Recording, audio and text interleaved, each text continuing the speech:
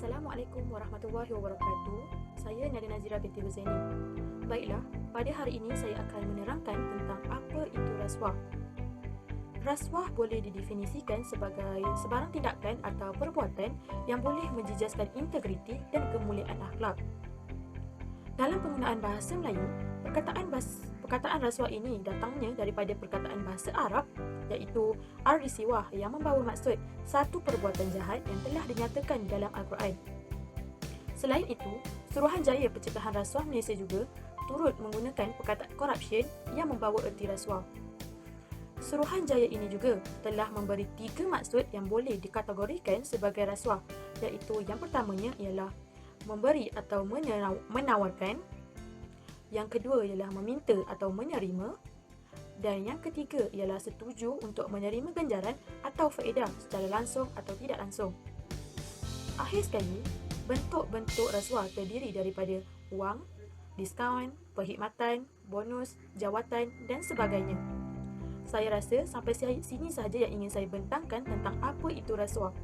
Seterusnya, saya serahkan kepada Rokiah untuk membentangkan tentang konsep jenayah Kuala Putir yang merupakan salah satu kegiatan rasuah. Sekian, terima kasih. Assalamualaikum warahmatullahi wabarakatuh. Saya Rokiah binti Ahmad Rizki dan saya akan menerangkan tentang konsep jenayah Kuala Putih, iaitu jenayah yang dilakukan oleh mereka yang bertugas dalam bidang pengurusan dan mereka yang memiliki kedudukan penting dalam sesebuah organisasi. Jadi dapat didefinisikan di sini bahawa jenayah Kuala Putih adalah jenayah yang dilakukan oleh mereka yang dihormati maupun berstatus tinggi dan dikenali sebagai golongan korporat. Menurut SPRM, jenayah Kuala Putih terbahagi kepada 4 kesalahan utama, iaitu dengan meminta atau menerima rasuah, menawar atau memberi rasuah, membuat tuntutan palsu dan menyalahguna kedudukan dan jawatan. Jadi, jenayah ini akan menyebabkan berlakunya ketirisan dalam ekonomi sehingga berlaku penindasan terhadap golongan yang tidak berkemampuan. Itu sahaja daripada saya mengenai konsep jenayah Kuala Putih dan seterusnya akan diceritakan lebih lanjut mengenai jenayah Kuala Putih oleh rakan saya. Assalamualaikum warahmatullahi wabarakatuh. Nama saya Nafazwa Najiah binti Subli. Saya akan menerangkan tentang faktor-faktor berlakunya jenayah rasuah Kuala Putih. Okey, faktor utama adalah sikap tamak yang terdapat di dalam diri individu tersebut, keinginan yang melebihi batas kemampuan serta peluang yang jelas terhidang menyebabkan seseorang itu terjerumus dalam jenayah Kuala Putih ini. Okey, kelemahan dalam prosedur kerja juga merupakan faktor yang menyebabkan berlakunya rasuah dalam kalangan ahli politik, penjawat awam dan juga golongan korporat. Okey, faktor seterusnya ialah kelemahan dalam penghayatan nilai-nilai murni seperti hilangnya akhlak yang baik dan juga kedangkalan ilmu-ilmu agama. Sebagai umat Islam, kita seharusnya menitikberatkan keredaan dan keberkatan daripada Allah Subhanahu Wa Taala dalam apa jua urusan seharian kita. Okey, itu sahaja daripada saya. Terima kasih. Okey, seterusnya adalah kesan buruk terhadap negara. Yang pertama adalah gangguan mental dan fizikal terhadap individu yang melakukan kegiatan tersebut dan turut memberi kesan kepada keluarga individu terbabit.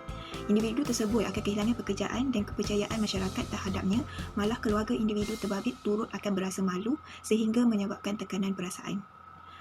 Yang kedua, negara kekurangan sumber tenaga mahir, iaitu individu yang berpengaruh tetapi kurang berkemahiran menggunakan pengaruhnya dengan memberi rasuah untuk mendapatkan peluang pekerjaan.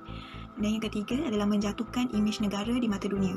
Kemajuan media massa dalam mendapatkan maklumat mengenai segala isu yang berlaku dalam sesebuah negara mampu menjadi punca imej negara terjejas sekaligus menyebabkan kejatuhan ekonomi negara. Kajian tentang gejala rasuah dibuat bertujuan untuk meneliti sejauh mana kesan rasuah terhadap seseorang individu, masyarakat dan negara. Seperti yang kita lihat, faktor berkenaan gejala rasuah iaitu kurangnya didikan agama dan moral menyebabkan gejala rasuah ini semakin berleluasa. Oleh itu, setiap individu perlu memantapkan keimanan dengan melengkapkan diri dengan ilmu agama dan mengutuhkan jati diri supaya tidak terjebak dalam gejala rasuah. Dalam hal ini, prinsip rukun negara yang pertama iaitu kepercayaan kepada Tuhan perlulah dijadikan pegangan setiap rakyat. Prinsip ini mewujudkan masyarakat yang dapat membentuk fikiran, menjaga pertuturan dan sentiasa melakukan perbuatan yang baik. Sehubungan dengan itu, keimanan dan kepribadian yang tinggi adalah benteng yang paling ampuh untuk membantah gejala rasuah. Seterusnya ialah penyelesaian yang boleh dilakukan untuk mementas jenayah Kuala Putih, iaitu memperkuatkuasakan undang-undang yang setimpan supaya memberi pengajaran serta pihak kuasa perlu menjatuhkan hukuman yang berat kepada pesalah. Penyelesaian yang kedua ialah pendedahan awal tentang bahayanya gejala rasuah di peringkat sekolah. Dengan pendidikan yang telah diterapkan ini akan membuat mereka bersikap lebih tulus, jujur, amanah dan bertanggungjawab dalam melaksanakan tanggungjawab yang telah diberikan. Penyelesaian yang seterusnya ialah mempermudahkan urusan menggunakan kemudahan teknologi maklumat ICT. Hal ini kerana dengan menggunakan perkhidmatan atas talian yang lebih cepat dan cepat sekaligus dapat memelung gejala rasuah yang berlaku seperti sogokan. Terima kasih. Seterusnya, bagi falsafah dan komponen falsafah. Konsep merupakan logik. Hal ini dikatakan demikian kerana logik ini membawa maksud setiap orang mempunyai fikiran cerdik. Setiap orang yang mempunyai fikiran mampu untuk berfikir sama ada sesuatu yang disebutkan itu baik ataupun buruk. Bagi faktor pula ialah salah pasti. Hal ini dikatakan demikian kerana seseorang yang terlibat dengan jenayah tidak mampu untuk berfikir dengan betul dan menyebabkan berlakunya kesilapan pada diri sendiri.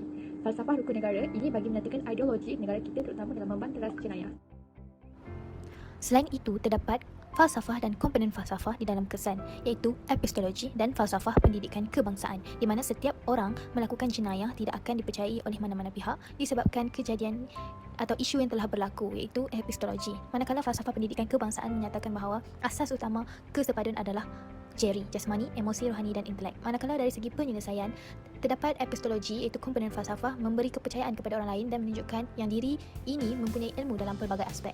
Kemudian terdapat falsafah rukun negara di dalam penyelesaian, di mana prinsip yang kelima yang menyatakan tentang kesopanan dan kesusilaan. Prinsip ini amat penting bagi setiap individu untuk menjadi rakyat yang bertanggungjawab demi mengekalkan kesejahteraan bersama dengan melakukan perkara yang tidak mencemarkan imej negara.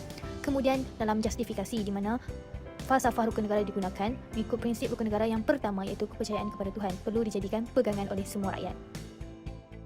Penutupnya, rasuah merupakan perbuatan yang salah dan kegiatan jenayah yang menyalahi undang-undang, tidak mengira pangkat atau jawatan yang disandang oleh seseorang itu.